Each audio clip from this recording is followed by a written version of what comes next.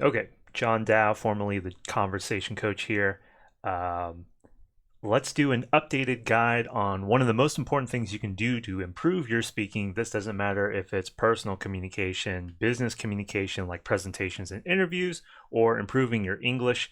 If you want to get better at speaking, you need to be better aware of how you sound. Now, when you're talking in a conversation, you might be nitpicking. If you're really insecure with how you speak, you could be your own worst enemy. We always say it like you're your own worst critic. But doing that in real time, even if you're trying to be hyper aware, it's really not going to pay off, because the way you hear yourself, like the way I hear myself, there's nothing happening in these headphones yet, but the way I'm talking when I'm giving this YouTube video, and I hear my voice, unfortunately, even if I get some peace and I say, hey, I think I sound all right, it doesn't actually sound like how other people hear me. So the first step to do is to record yourself, something I call starting a voice journal. And compared to a written journal, a written diary, you need to make the voice journal really, really short, because unlike other journals and diaries where you really comb through the contents, you just want to be acclimated to getting in the process of recording yourself and playing back how you sound, playing back the sound so you can see and hear how you sound. The more intricate and the more elaborate, we have fancy laptops and gizmos and softwares and apps, the harder and more complicated you make that process, the less likely you are to do it. I know that because with this whole streaming stuff, it can get really out of hand. So one of the best things that you can do is just pull up your phone. You have your recording app. If there's not one built in for whatever reason, you can get a free one off the store. And what I recommend is the voice journal is really just 2 or 3 sentences. Like, keeping it under a minute is going to be the most important thing. Now, if you are preparing and rehearsing for a presentation, a speech, like there are more intricate things that you really need to comb through, then that's a different story. You can even go so far as to record a video of yourself, because watching that playback, it'll be cringe, it'll be uncomfortable. You really won't want to do it. You could start a YouTube channel as another means of accomplishing the same thing, but you need to be able to do something, not overthink it in your head, not worry about making it perfect, play it back and be like, oh, okay, well, that's how I sound. So 3 sentences. It doesn't have to be so in-depth, so intricate. Let me go here on my phone. Today, I was walking to the grocery store. I didn't bring my backpack with me. On the way back, the paper bag tore apart and my energy drink rolled around on the ground. So save this. So even though I fumbled through my speech, the gut reaction is, oh, how could I screw that up? I just did this activity a couple hours ago. But we're going to play this back. I think I have the volume high enough. This awkwardness of hearing how I sound to myself. Today, I was walking to the grocery store. I didn't bring my backpack with me.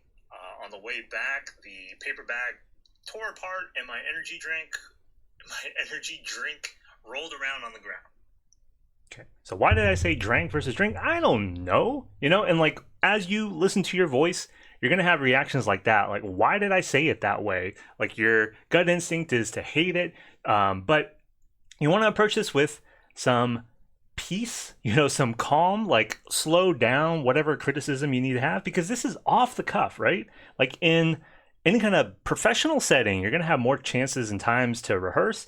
In a very casual social setting, especially when you're talking with friends and family, who cares? Like, that type of fumble happens all the time. What we want you to do is to get more acclimated to how you sound. Again, away from how you hear yourself in this way. And then what we really want is, when you play yourself back in the audio, your instinct, if you're not used to the sound of your voice, will be, that's what I sound like? I can't believe I sound like that. Oh, I hate the sound of my voice. I won't go so far to say that you will love the sound of your voice. You need to drive that home. Hey, love yourself, respect yourself. Like, if you can do that, that's great. But don't put that pressure on yourself either. We just want this to be acclimated of, okay, yeah, that's how I sound. That's how you sound, because once you get out of your headspace, you have something tangible, then it makes it easier to compare. Because otherwise, like, you don't do this activity, you have zero awareness of your voice. You're going to hear somebody else. It's going to be so easy to over idolize that person. Whoa, man, they're so good at speaking. I could never talk that way. Oh, I could never sound like that. Maybe, dude, like the talent, the gift of gab that some people have, maybe it's untouchable. But with actual awareness, practice, improvement, not just like speaking to just speak, but like you have it honed in, you have a better system in place to get regimented structure to get towards that direction. You never know how things are going to be. And then also it takes regular practice, falling out of swing of things. There's other things going in life that will have influential factors on this, but get into the habit of doing a voice journal. Okay, short, like this is 13 seconds. Okay, I can't imagine if this was a full minute, you're going to be good at repeating and playing it back again, because you want this to be, today I was walking to the grocery store, I didn't bring my backpack with me. Today I was walking to the grocery store, why did my voice go up? Today I walked to the grocery store. Today I was going to the grocery store. Today I had to go get groceries. See, immediately I can think of other ways to phrase that. And I can do that because I just heard myself. This is something that's, like an audio file is digital, right? But this is something that is more tangible instead of overthinking in my head. We want to get this out of this space here. That's why a written journal can be really handy. Get your thoughts on paper, because this overthinking, speed, this isn't always the best representation of reality. So what else did I say in this audio recording here? On the way back, the paper bag tore apart and the paper bag tore apart, the paper bag ripped up, I could just say like the stuff in my bag fell out the bottom. There's so many different ways to go about it. Something that I often tell my clients when we were working on stuff like this, I didn't even get to the punchline. Like, how did I feel? Like, man, I was embarrassed. Like, I was stressed. I was also tired because I was carrying this bag that was like way heavier than it should have been, But again, because I can play this back, don't get obsessive. Don't get like Liam Neeson Taken, where good luck, good luck, good luck. You're playing it over and over again. But that's why, okay, something really, really short. So do this, get into this habit. I won't say that you need to do it daily, but weekly might not be bad. Then once you have this and you are trying to be studious, I have this queued up. This is a Keanu Reeves interview, him turning 50 years old. And let's hear this real quick. Your movies have made so much money, $3.5 billion. They've entertained. Entertained, right? Yes. And So I can't remember why I pulled this one up specifically, avoiding the actual video content for any copyright purposes. But he says, they've entertained. Okay. So in my head, I think I nailed that impression. Well, let me actually record myself. They've entertained.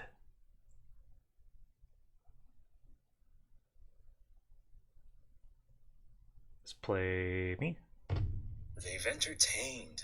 Okay, now let's check it to Keanu Reeves here. $1 billion. They've entertained. Entertained. Okay, like we're getting into silly territory.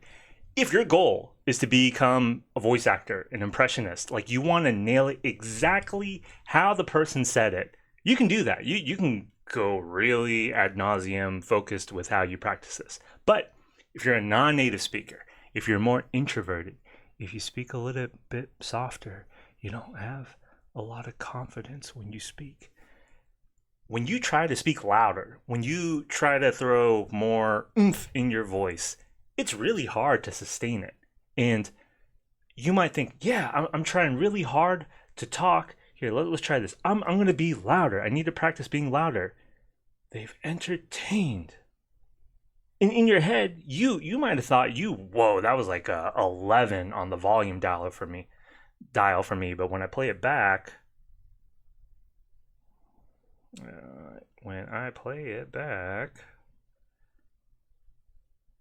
they've entertained me.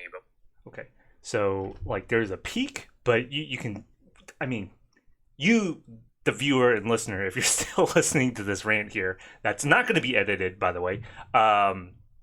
You'll see that you already know that the volume isn't quite the same. So in this video demonstration, it could be very obvious, but I'm telling you, the people I've worked with, the people I've seen, it's not so obvious to them.